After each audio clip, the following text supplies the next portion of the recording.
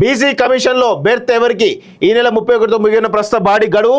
కొత్త పాలకవర్గం ఏర్పాటుకు సర్కారు కసరత్తు. వారంలోపే నోటిఫై చేసేందుకు ప్లాన్. సీఎంఓలో పలువురు పేర్లతో లిస్ట్ రెడీ. ఇప్పటికే ఓ నిర్ణయానికి వచ్చిన సీఎం.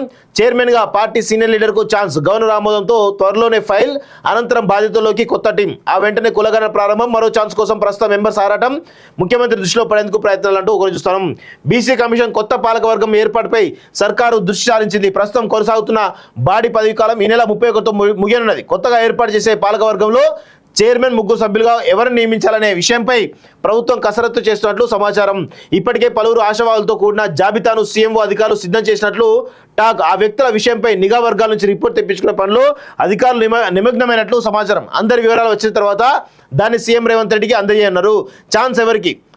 చైర్మన్, సభ్యులుగా ఎవరు నియమించాలి అనే విషయంపై సీఎం రేవంత్ ఇప్పటికే ఓ నిర్ణయానికి వచ్చినట్లు టాక్. చైర్మన్ పదవిని కేవలం పార్టీకి చెందిన నేతకే కట్టబెట్టాలని సీఎం ఆలోచించినట్లు సమాచారం. మొదటి నుంచి పార్టీలో ఉంటూ పార్టీ విజయం కోసం పనిచేసి ఎమ్మెల్యే, ఎమ్మెల్సీ పదవులు దక్కని ఓ సీనియర్ లీడర్ వైపు ఆయన మొగ్గు చూపుతున్నట్లు తెలుస్తున్నది. కమిషన్లో సభ్యులుగా పార్టీ లీడర్లతో పాటు రిటైర్డ్ ప్రొఫెసర్లు, న్యాయవాదుల పేర్లను కూడా పరిశీలిస్తున్నట్లు ప్రచారం జరుగుతున్నది. వారంలో నోటిఫై చేసేందుకు ప్లాన్ చేస్తున్నది.